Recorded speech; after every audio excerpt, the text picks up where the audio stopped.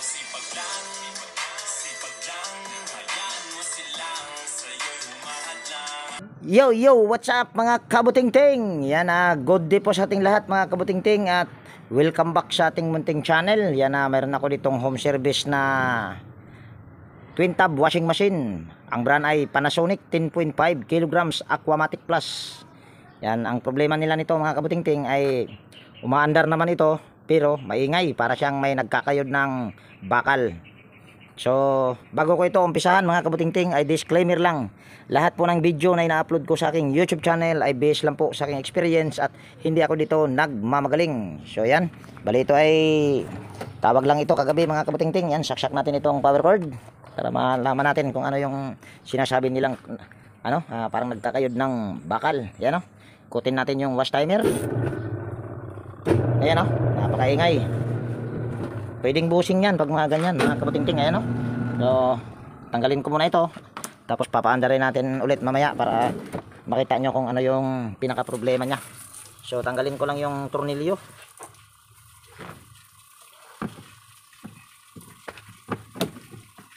Ayan, tanggalin lang natin ito para malaman natin kung ano yung pinaka problema nitong washing machine na ito. Ito daw ay huminto, tapos ngayon kung nakita nyo naman ay gumagana na. Gumagana ulit. Ayan, bali naka-on pa naman yung wash timer. Bali saksak ko ulit dito at tingnan nyo yung motor nya. Medyo madilim Ayan, maliwanag. Ayan, saksak ko dito. Ayan Ayan. Pagka ganyan tunog mga kabutingting ay pwedeng busing ang problema niyan. So kailangan natin itong baklasin. Siguro yung pagbaklas nito ng tornilyo paikot hindi ko na ipapakita. Continue ko mamaya pag nabaklas ko na yung motor, para nang sa ganun na hindi rin masyadong humaba itong video natin. Yan, bali pakita ko na lang sa inyo yung pagtanggal ng motor, pero natanggal ko na yung paikot ng tornilyo mga kabutingting. So susunod lang natin gagawin, tanggalin natin yung tornilyo dito sa sa paa ng spin dryer. Tatlo lang ito para magkaroon din kayo ng idea para kung paano baklasin lahat, dahil hindi mo naman basta-basta mababaklas yung motor kung hindi mo ito tatanggalin.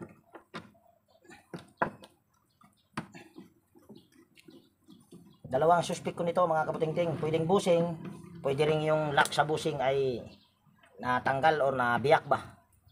So yan lang yung aking dalawang findings. Putulin natin yung cable tie. Tataas ko lang yung aking tripod para kitang kita. Ayan, putulin lang natin ito, tapos tanggalin lang natin ito sa tali, tapos putulin ko na ito kagad ng wire nya para mabilis lang. Yan, kung bago kang napadpad dito sa aking munting channel mga kabutingting, baka pwedeng hilingin ko yung inyong pag-subscribe at pakipindot na rin yung notification bell at ilagay sa all. Ayan, putol na yung tatlo. So atras ko lang yung aking tripod. At gusto ko lang din palang pasalamatan yung aking mga silent viewers at organic viewers na laging sumusuporta sa aking mga upload na video, at ganun din sa mga umatin sa aking mga live. Yan, maraming salamat po sa inyong lahat. So yan na yung motor nya mga kabutingting. Tanggalin lang natin yan. Gamit tayo ng Phillips screw. Yan, meron ako ditong i-shoutout mga kabutingting. Yan, mega love shoutout kay Sir Carlos Dagundong, Tataking ng Dulmar Subdivision, North Caloocan City, Bitong Cubias, Jeffrey Milicio ng Pila, Laguna, at mega love shoutout din sa taga Biniton, Buntok, Southern Leyte, Joseph Relucio ng Muntinlupa, Ricardo Labrador, John Reyes 58, Lar Morales ng Magsaysay, Guagua, Pampanga, Edward Jungson ng Antipolo City, Roldan Mendoza. Yan, mega love shoutout po. At sa mga gustong magpa-shoutout, yan, mag-comment lang po kayo sa comment section mga kabutingting. Yan, ito na yung motor nya.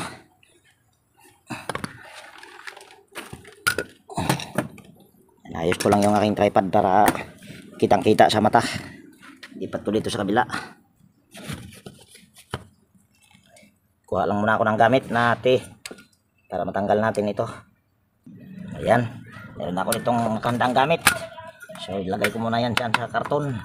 So tanggalin lang natin itong tornilyo na ito para matanggal natin yung pulya.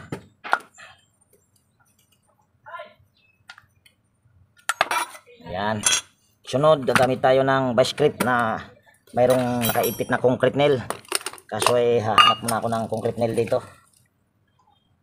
Ayan, meron ako ditong vice grip na may nakaipit na concrete nail.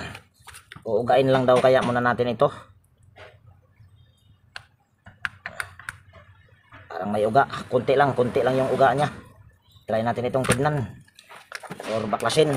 Yan, baklasin natin yung 4 na rimatse.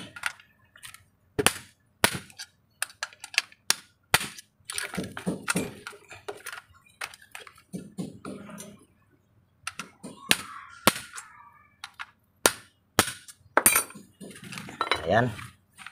Tapos sugutin natin. Ayan. Okay naman yung kanyang shafting. Okay din yung kanyang bushing. Tingnan natin dito sa kabila.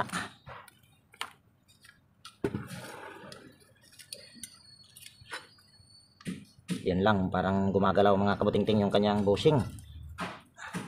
Okay yung kanyang bushing, pero maluwag lang yung kanyang nauuga-uga yung bushing niya. So ito lang yung problema. Okay yung bushing nito. Wala siyang tawag yan. Wala siyang gas-gas. Kaso parang gumagalaw-galaw itong konti itong kanyang bushing. So yan lang yung ating gagawin. Tsaka yung spacer nito, medyo malaki yung pag itataas mo ito ay medyo malaki. Kaya magdadagdag din tayo ng spacer. So tanggalin lang natin itong 3 lock na yan. 4 pala. Yan ito. Para maayos lang natin yan or malak natin ng maayos. Yan lang yung pinaka problema sa washing machine na ito. Yan, gamit tayo ng flat screw. Lalayo na natin ito, baka magasgasan. Yan, gamit din tayo ng 2 paa tsaka 2 kamay.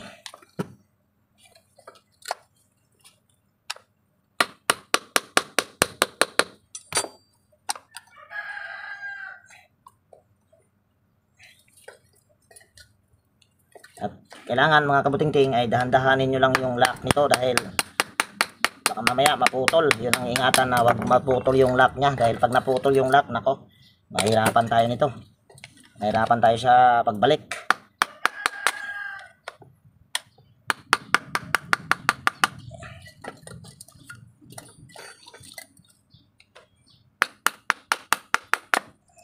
Ayan. Tapos angat lang natin ito ng konti.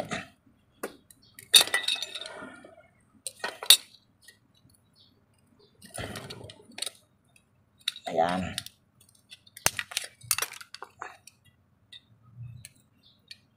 Kung makikita nyo yung bushing ay wala talaga itong gasgas na gasgas, wala.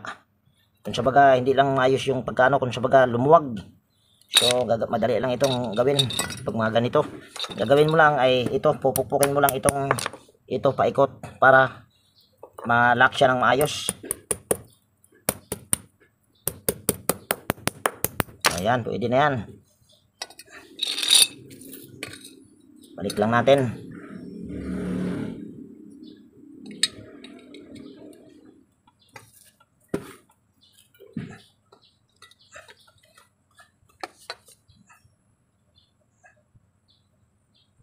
Ayan. Tapos balik lang natin itong kanyang lock.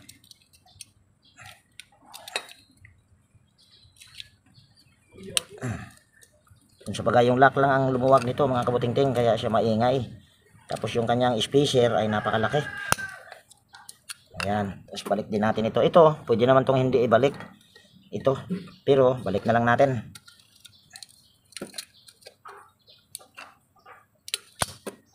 Ayan. Tapos pupukin natin. Kuha muna ako ng isang flat screw pa.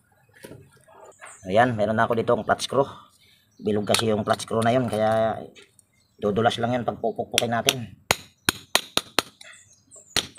Ayan.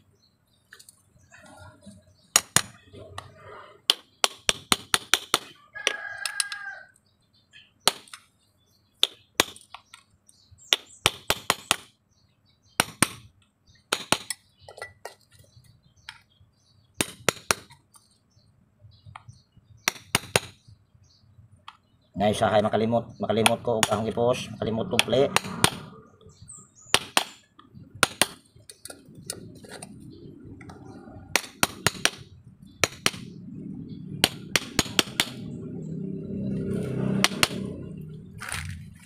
Ayan na. Try natin. Ayan, okay na ito. Mahirap na tong ano. Dito sa kabila, ayan, mayroong konting gas-gas. Gas-gas, natuyuan lang. Ito, pwede ito. Okay na yan. So, assemble natin. Tingin ko yun lang ang problema. Yung lock niya dito sa pinakailalim ay lumuwag.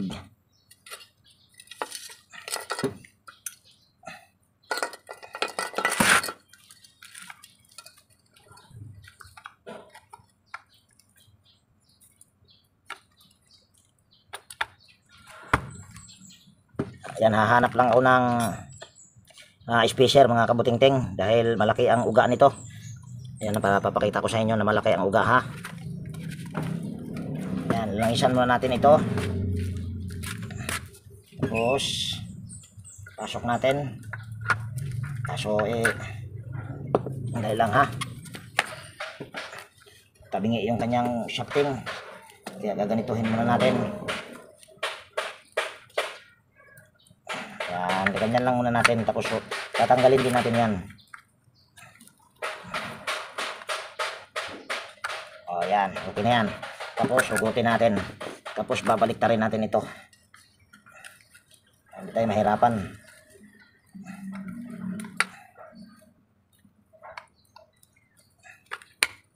Yan, tapos saka natin ito ipasok. Yan. Tapos ito lalangisan na lang natin ito, yung kanyang foam. Ayan, papakita ko lang sa inyo na malaki ang ano nito, space. Ayan, tingnan mo ha, tingnan nyo ha. Ayan o, napakalaki.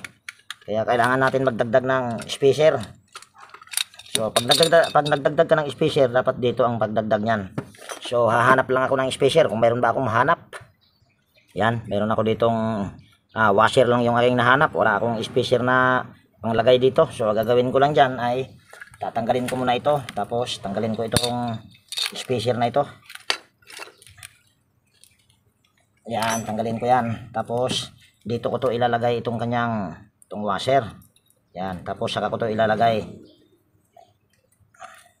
Ayan. Tingnan natin kung sakto lang ba ito.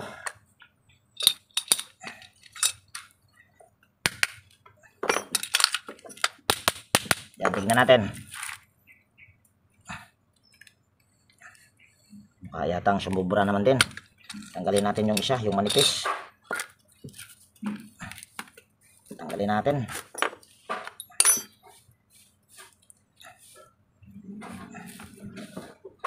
Yan, itong manipis ang tanggalin ko. So, ito yung iuna ko. Tapos ito. Yan. Tapos tingnan natin kung sakto na ba ito. Tingnan natin.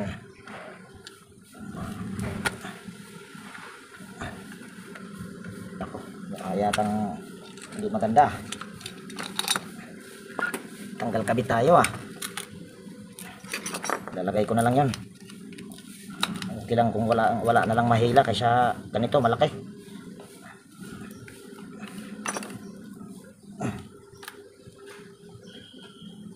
Sana ba yan? Gagawin na yan. Wala na.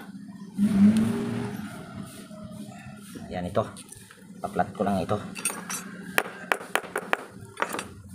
Ayan.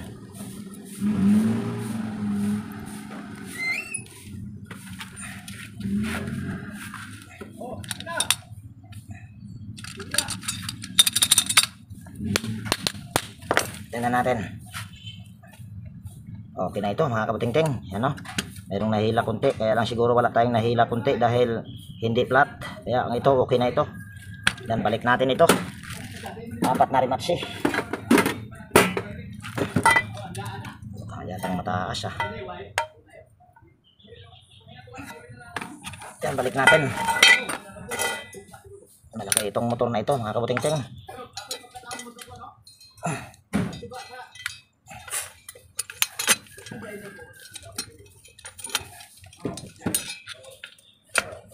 Yeah, mahirap pa. Ako.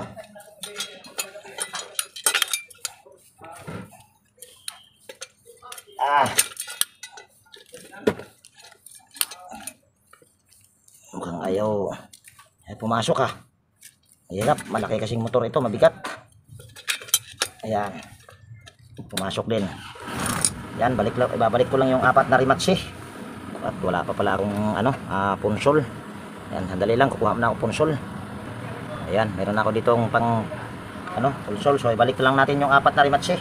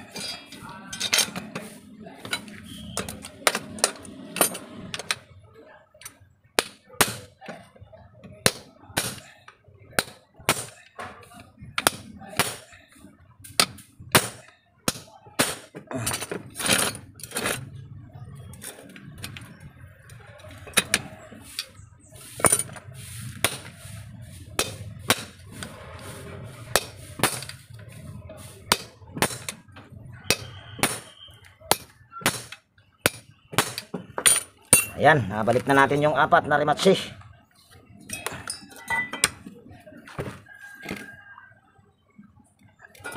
Try daw muna natin itong paganahin. Kung hindi na ba ito tawag niyan? Hindi na ba ito parang magkakayod siya ng bakal. Pagka ganito kasi mga kabuting-ting, para siyang magkakayod ng bakal. Hihinto yung motor nito. Dahil sabi nga nila ay huminto daw ito, pero nung itinesting natin kanina ay umandar naman siya. Pero maingay. So try natin ito. So ito ay ating lapit ko na lang ito doon.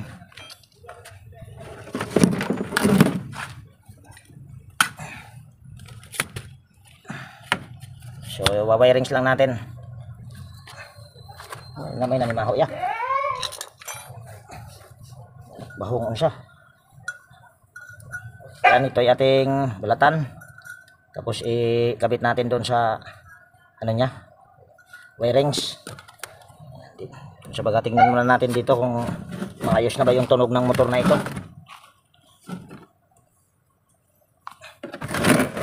Ayan. So pagka ganito, hindi ka na malilito dito dahil susunod mo lang naman sa kakulay ito mga kabuting-ting, kaya hindi ka malilito.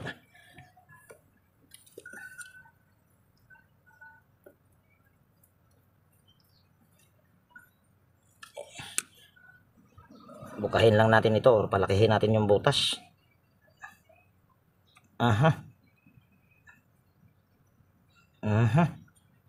Ayaw bumuka. Agay, ayaw bumuka, ang kaguwang na. Mamaya na lang. Mamaya na lang natin to wirings lang muna natin.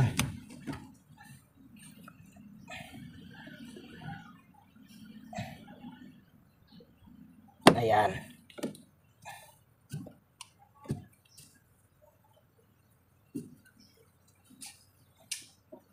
Tapos yung kulay pula.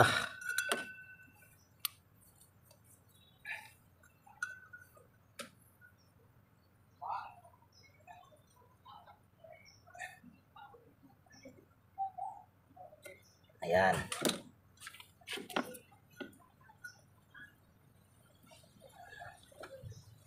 Ayan. Tingnan nyo na lang mga kabuting-ting kung maingay pa ba. Yan, saksak ko dito yung power cord. Yan, nakasaksak na dito. Ikutin ko lang yung wash timer at tignan nyo kung hindi na maayos na ba yung tunog niya. Ayan napakaganda na ng tunog niya mga kabuting-ting. Diba? So pinaka problema lang nito yung kanyang lock. Pero ano natin ito, tignan natin kung ikakabit ay hindi na ba siya maingay. So tanggalin ko lang dito yung power cord. Tapos balik natin o reassemble natin.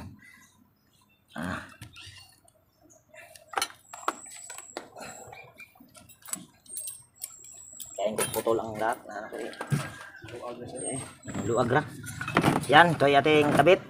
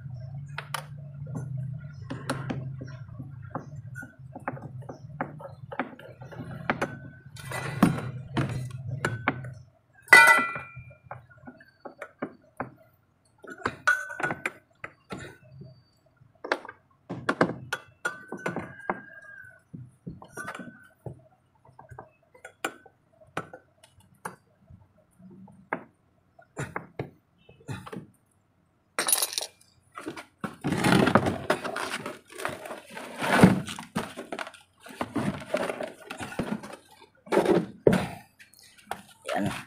Balik natin o reassemble natin mga kabutingting.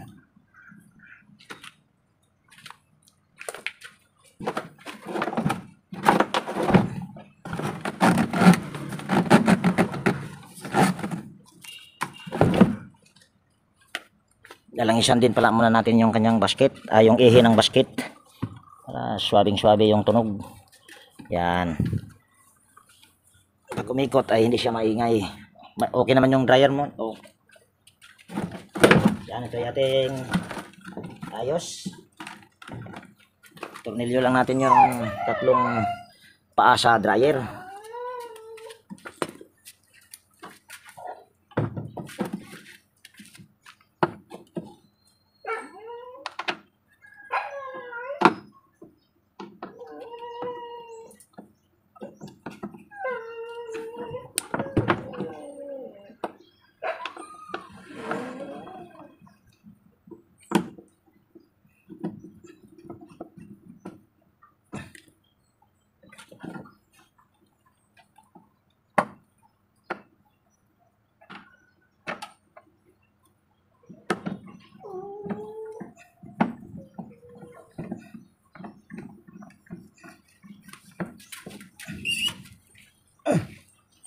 Yan, simbol natin.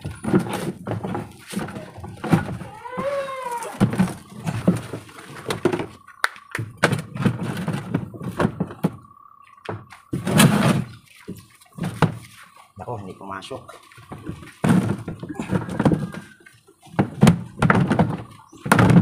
Ayun, pumasok din.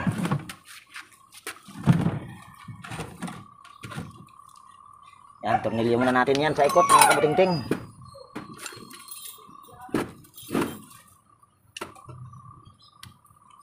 Yan, tornilyo ko pa ikot.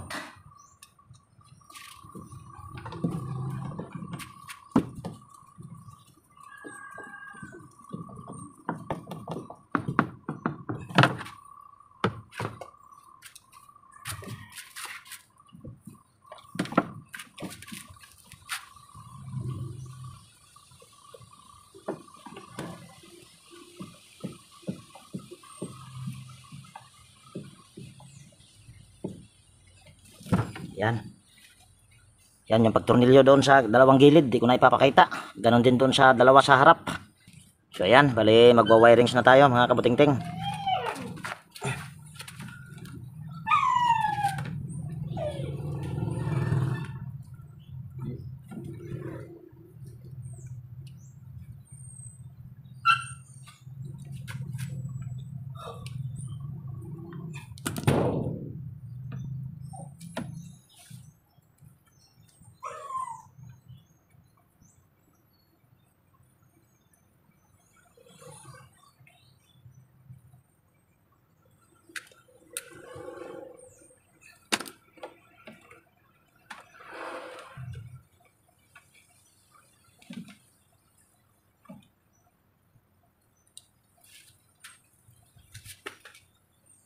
Yan. Tapos ayusin lang natin itong kanyang wire. Maganda to.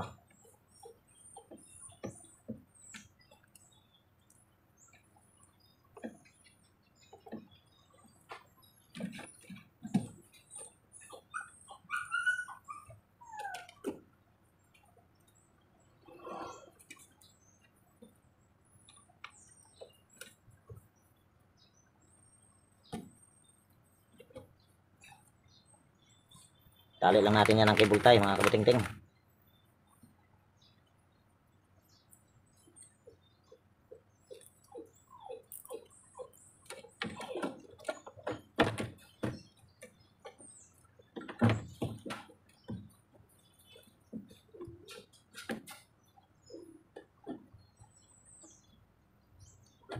Yan. Tapos balik natin yung fan belt.